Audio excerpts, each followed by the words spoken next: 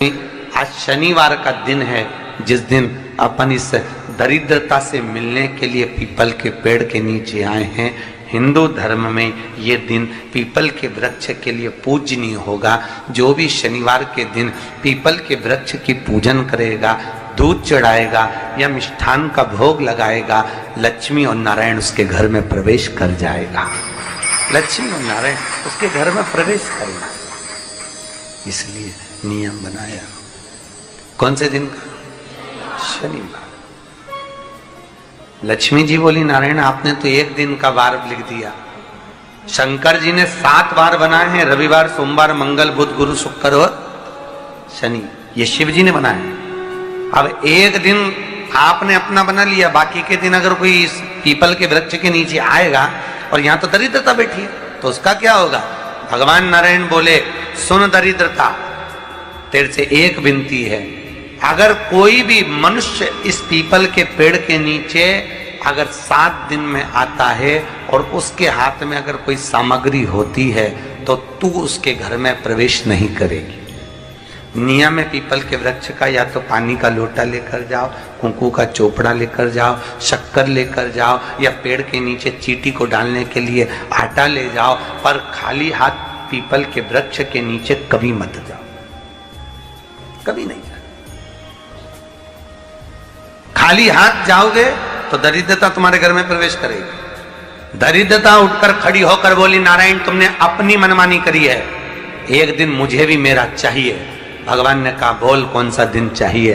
दरिद्रता कहती है, रविवार के दिन इस पीपल के वृक्ष के नीचे मैं दिन भर नृत्य करूं, इसमें रहूं, और जो यहां आए रविवार को मैं उसके घर में प्रवेश करूं। भगवान ने कहा, ठीक है। दरिद्रता, रविवार का दिन एक ऐसा दिन रहेगा जिस दिन तू इस पीपल के वृक्ष के नीचे नृत्य करेगी और जो आएगा इस पीपल के वृक्ष के नीचे तो उसके साथ प्रवेश करेगी। मैंने तुझे वर दिया।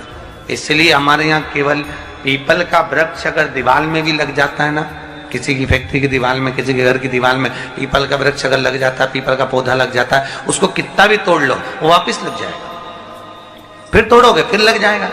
अगर पीपल के पौधे को तोड़ना है तो केवल रविवार का दिन एक नींबू, एक मिर्ची और बमूल का कांटा, ये 3 चीजें रखने के बाद में आधे घंटे बाद रविवार के दिन पीपल के पेड़ को उखाड़ कर फेंक दो। दूसरी बार कभी पीपल दीवार में लगता ही नहीं, कभी नहीं लग सकता। केवल एक रविवार का, केवल एक संडे, इतवार का।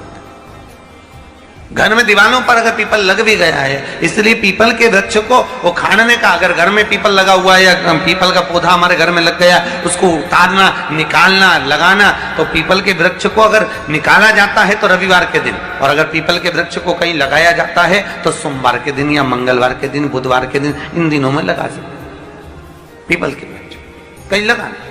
शनिवार का दिन एक ऐसा दिन होता है जिस दिन पीपल के वृक्ष को कहीं जाकर लगाया नहीं जाता, क्योंकि शनिवार के दिन पीपल के वृक्ष के नीचे लक्ष्मी रहती है। हम अपने हाथों से अगर पीपल का वृक्ष किसी दूसरी जगह पर शनिवार को रोपित करते हैं तो हमारे घर की लक्ष्मी अपने घर से छिन्न होकर चली जाती है। इसलिए शनिवार के दिन पीपल लगाया नहीं जाता, किसी के घर जाकर उसको वापस पलटा नहीं जाता। लग गया उसको डाल। प्रभु मेरी धर्म पत्नी को कहाँ रखूं आप बताओ? वो तो जहां यज्ञ होता है, अनुष्ठान होता है, दान होता है, पुण्य होता है, सत्कर्म होता है, वहां जाने को तैयार नहीं। अब करूं क्या? भगवान ने बोला, एक काम करो। दुर्वासा जी बोले, जिसके यहां रात्रि में बर्तन झूठे पड़े रहते हो उसके घर में इस दरिद्रता को लेकर तुम प्रवेश कर जाना।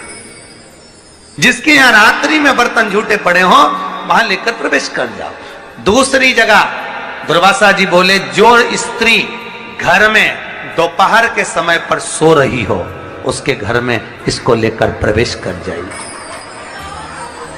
जो स्त्री दोपहर के समय में घर पर सो रही हो इस दरिद्रता को लेकर प्रवेश कर जाइए।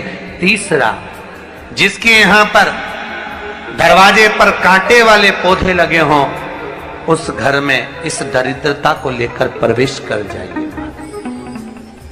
दरिद्रता, कितनी सुंदर बात कही है। दाता और विधाता, कौन कौन? दाता और विधाता। लक्ष्मी और दरिद्रता के सगे भाई हैं। कौन कौन? दाता और विधाता। दाता को फिटकरी प्रिय है, विधाता को नमक प्रिय।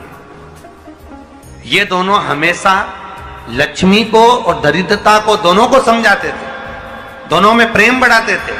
आज भी हिंदू धर्म की रीति है, यहां तो ठीक है, जिसके यहां पर भी अगर थोड़ी सी भी परेशानी होती है, थोड़ा सा क्लेश होता है, अशांति होती है, लक्ष्मी नहीं टिक रही हो, काम नहीं बन रहे हो, बहुत प्रयास करा जा रहा हो और हमारा कार्य नहीं होता, तो क्या करते हैं? फिटकरी और नमक को पानी में डाल देते हैं और घर में पोछा लगा देते हैं। आप लोगों ने आजकल फेसबुक पे भी पढ़ा होगा, व्हाट्सएप पे भी पढ़ा होगा। तो क्यों लिखा उसमें? उसका कारण ही केवल इतना है कि दाता और विधाता की प्रियता उसमें। माता ख्याति के जो 4 बच्चे हुए, इसमें जो 2 लड़के हैं, दाता और विधाता, उसकी प्रियता उसकी पूर्णता उसमें। श्री शिवाय नमस्तुभ्यं। शिव महापुराण कहती है, अगर एक दिन, शिव महापुराण की कथा कहती है, शनिवार के दिन अगर शिव की आराधना करी जाए, शनिवार के दिन अगर शंकर को जल चढ़ाया जाए, तो जिंदगी में व्यक्ति की कभी अकाल मृत्यु नहीं होती।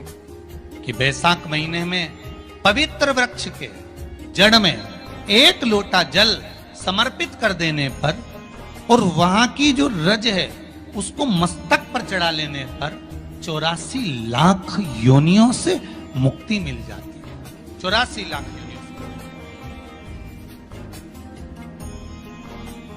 आप में से कितनी माताएं या कितने भाई लोग बैठे हैं जो शंकर जी के मंदिर पर जाते हैं और मंदिर पर जब जाते हैं, वापिस जब लौट कर आते हैं, तो मंदिर की चौखट का स्पर्श कर कर अपने मस्तिष्क पर उस रज को लगाते हैं?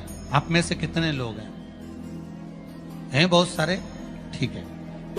अब जितने लोगों ने हाथ उठाया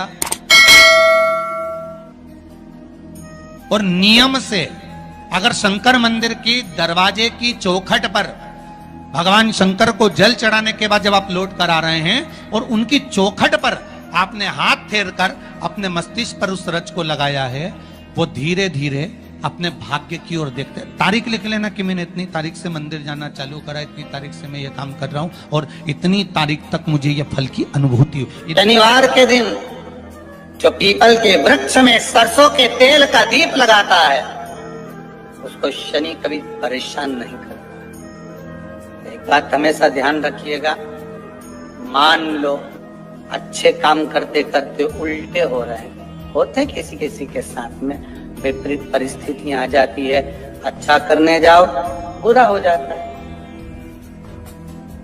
अच्छा कर्म करने जाओ बुरा हो जाता है। तो पीपल के वृक्ष की जो छाल होती है, छाल देखिए, पीपल के वृक्ष में जो छाल लगी होती है, उस छाल को घिसकर चंदन बनाकर भगवान शंकर का स्नान कराकर, अभिषेक कराकर, पूजन कराने के बाद में पिपलेश्वर महादेव का नाम लेकर, कौन से महादेव? पिपलेश्वर महादेव का नाम लेकर वो जो घिसी हुई छाल होती है, उस छाल का तिलक भगवान शंकर को लगा लो और उसी का थोड़ा सा भाग अपने कंठ पर, मस्तक पर लगाना प्रारंभ कर दो। धीरे धीरे जो विपरीत दशा है वो सुधरना प्रारंभ हो जाती है। पर नाम याद रखना, पिपलेश्वर।